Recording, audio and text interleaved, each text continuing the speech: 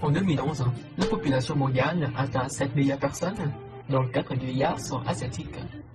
Parmi les asiatiques, il y a 0,2 milliards qui viennent du Moyen-Orient, 1,2 de l'Inde, 1,3 de la Chine et 1,3 de l'Asie-Pacifique. Mais les Asiatiques ne vivent pas que sur leur territoire. Ils sont un peu partout dans le monde, notamment les Chinois.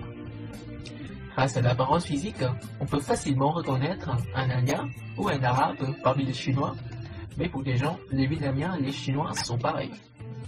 Ils sont petits, avec des yeux brillés. Ils mangent du riz avec des baguettes pendant toute l'année.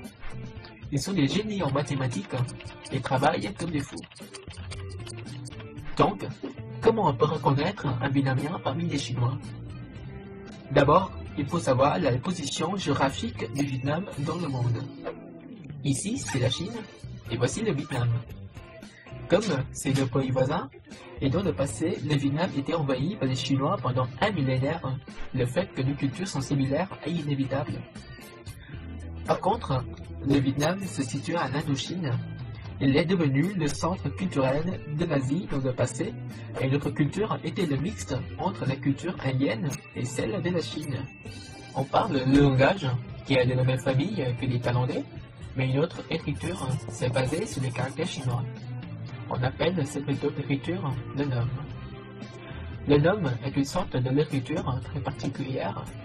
On utilise la prononciation des sinogrammes pour en exprimer le sens en vietnamien.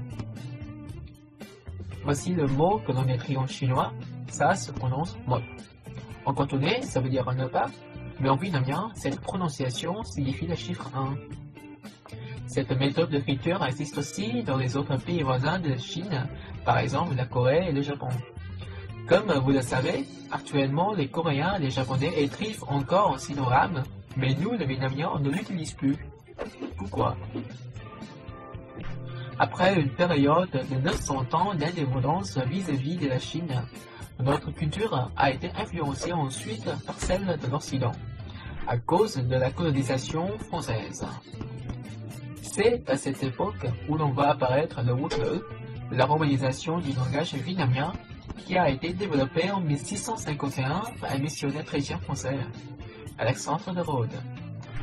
Le principe se base sur l'alphabet standard, en inventant de nouveaux glyphes et en supprimant ceux dont on n'a pas besoin. Avec cette méthode, l'alphabet vietnamien contient 29 lettres avec 17 consonnes et 12 voyelles et 8 virams. Pour exprimer les 6 tons dans le vocabulaire vietnamien, on a ajouté les accents sur les voyelles. L'accent aigu pour le ton haut, le tin pour le ton haut mélodique, le rien pour le ton neutre, le crochet en chef pour le ton bas mélodique, l'accent grave pour le ton bas descendant et le point souscrit pour le ton parlotant. On reprend l'exemple précédent. Ceci est le chiffre 1 écrit en homme, ça se prononce moi.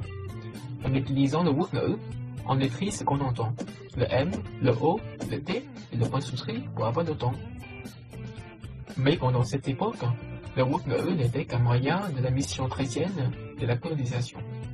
La plupart des gens étaient analphabètes ou connaissaient très peu de noms. Après la révolution d'août en 1945, le Vietnam moderne est né. Grâce à sa simplicité, le Woot-Ngữ est tenu comme l'écriture principale de l'État. Il est utilisé dans l'éducation, dans l'inspiration et dans la communication. Cette fois, la culture vietnamienne a encore pratiqué le mixage. On a des coutumes traditionnelles comme les Chinois, on parle à la manière des Thaïlandais et on écrit en latin que les Occidentaux. Bref, si vous voyez un Asiatique dans la rue, il faut savoir s'il est chinois ou vietnamien. Il faut juste regarder son carnet de notes. Moi, je suis fier d'être vietnamien et en tant qu'artiste, je vise un moi universel.